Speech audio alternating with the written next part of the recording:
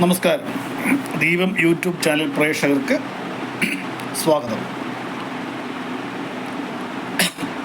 ഇന്നലെയാണോ മിനിഞ്ഞാന്നാണോ എന്ന് കൃത്യമായിട്ട് എനിക്കറിയില്ല, ഒരു ന്യൂസ് കിട്ടി. നമ്മുടെ സംഗീതജ്ഞൻ ഇളയരാജയെ പറ്റിയാണ്. തമിഴ്നാട്ടിൽ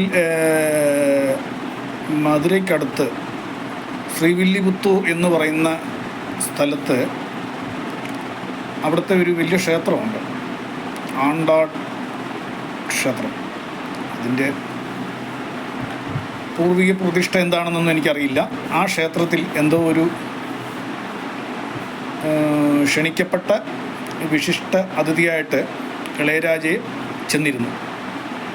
എന്തിനാണ്, അതേ ഇപ്പോൾ ഒരു എം പിയും കൂടെ അല്ലേ, അപ്പോൾ അതുകൊണ്ട് ക്ഷണിക്കപ്പെട്ട അതിഥിയായിട്ട് ഇളയരാജ ചെന്നിരുന്നു.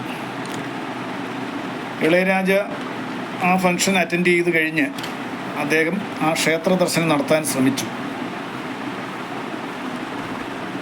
ക്ഷേത്ര ദർശനം നടത്താൻ ശ്രമിച്ചപ്പോഴത്തേക്ക് ക്ഷേത്രത്തിൽ അകത്തേക്ക്, അതായത് നമ്മുടെ ഇവിടങ്ങളിലൊക്കെ ആണെങ്കിൽ ആണുങ്ങൾ ഉടുപ്പ് ഊരിയിട്ടാണല്ലോ അകത്തേക്ക് കയറി ചെല്ലുന്നത്. അകത്ത് കയറി ചെന്ന് അടുത്ത് നിന്ന് കണ്ടു തൊഴുന്ന ഒരു സംരംഭം അത് തമിഴ്നാട്ടിൽ എല്ലായിടത്തും ഉണ്ട്. അതിന് അവിടെ വലിയ വലിയ ക്ഷേത്രങ്ങൾ, പളനി അല്ലെങ്കിൽ അതുപോലത്തെ ക്ഷേത്രങ്ങളിലൊക്കെ ആണെങ്കിൽ റേറ്റ് ഉണ്ട്. ഇപ്പോൾ ഈ ക്ഷേത്രത്തിൽ അങ്ങനെ റേറ്റ് എന്ന് ഉദ്ദേശിക്കുന്ന ഒരു ചാർജ്, അതായത് ശ്രീകോവിലിൽ അടുത്ത് പോയി നിന്ന് ദർശനം നടത്താനായിട്ടൊരു ചാർജ് ഒക്കെ മേടിക്കുന്നതാണ്. ഇവിടെ അങ്ങനെ ഒരു സ്പെഷ്യൽ ചാർജ് ഉണ്ടോ എന്ന് എനിക്കറിയില്ല. എങ്കിലും ഇദ്ദേഹം ഉള്ളിലേക്ക് പ്രവേശിക്കാൻ ശ്രമിച്ചു, ശ്രീകോവിലകത്തേക്ക്.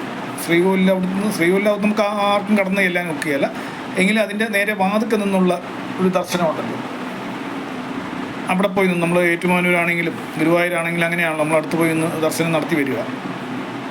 അതിന് അദ്ദേഹം ശ്രമിച്ചപ്പോഴത്തേക്ക് ആ ദേവസ്വം, അത് ഊരായ്മ ദേവസ്വമാണെന്ന് എനിക്ക് തോന്നുന്നു, ഗവൺമെൻറ്റിൻ്റെ അല്ല, ഊരായ്മ ദേവസ്വമാണെന്ന് എനിക്ക് തോന്നുന്നു, അറിയപ്പെടുന്നൊരു ക്ഷേത്രമാണ് അത്. പക്ഷേ അവിടെ ഇളയരാജേനെ പ്രവേശിപ്പിക്കാൻ അവർ തയ്യാറായില്ല. അദ്ദേഹത്തെ പുറത്തേക്ക് ഇറക്കി വിട്ടു. വെളിയിൽ നിന്ന് ദർശനം നടത്തിയാൽ മതി, താൻ അകത്ത് പ്രവേശിക്കാൻ പാടില്ല എന്നോ മറ്റും. അതിന് ആ ദേവസ്വംകാർ പറയുന്നത് ഇളയരാജ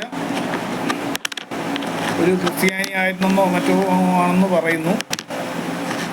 ചിലർ പറയുന്നു അല്ല, അത് ജാതി വിവേചനത്തിൻ്റെ ഭാഗമാണെന്ന് പറയുന്നു. എന്താണ് ഇതിൻ്റെ യഥാർത്ഥ സത്യാവസ്ഥയെന്ന് അറിയില്ല. പക്ഷേ ഇങ്ങനെ സംഭവം നടന്നിട്ടുണ്ട്. ഇത് പറയാൻ കാര്യം, ഇളയരാജ എന്ന് പറയുന്ന ഒരു സംഗീതജ്ഞൻ സൗത്ത് ഇന്ത്യയിൽ അറിയപ്പെടുന്ന ഒരു സംഗീതജ്ഞനാണ്, ഇന്ത്യയിൽ അറിയപ്പെടുന്ന ഒരു സംഗീതജ്ഞനാണ്.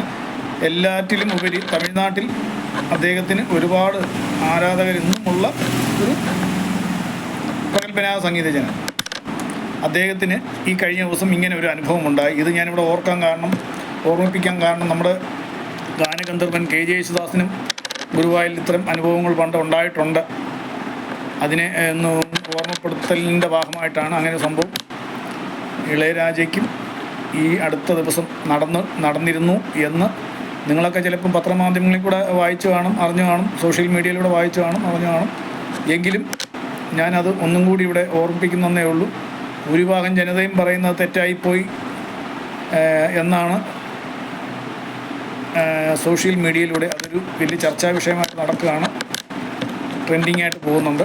പക്ഷേ അതിനകത്ത് എന്നാൽ ഈ വക കാര്യങ്ങൾക്ക് സപ്പോർട്ട് ചെയ്യുന്ന ഒരു വിഭാഗം ജനതയുണ്ടല്ലോ, അവർ പറയുന്നത് അതാണ് അതിൻ്റെ ശരി, അങ്ങനെയാണ് ചെയ്യേണ്ടിയിരുന്നത്.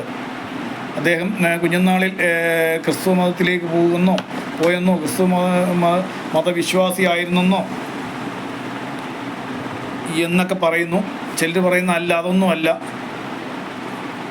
മറ്റതാണ് പ്രശ്നം, വിവേചനമാണ് എന്ന് പറയുന്നു.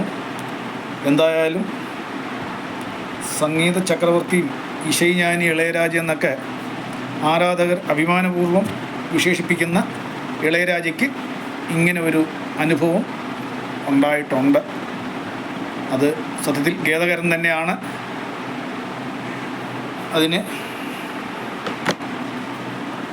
ദീപം യൂട്യൂബ് ചാനൽ പ്രേക്ഷകരുടെ പേർക്കും ദീപം യൂട്യൂബ് ചാനലിൻ്റെ പേർക്കും നമ്മുടെയും ഖേദം ഇവിടെ രേഖപ്പെടുത്തിക്കൊള്ളുന്നു.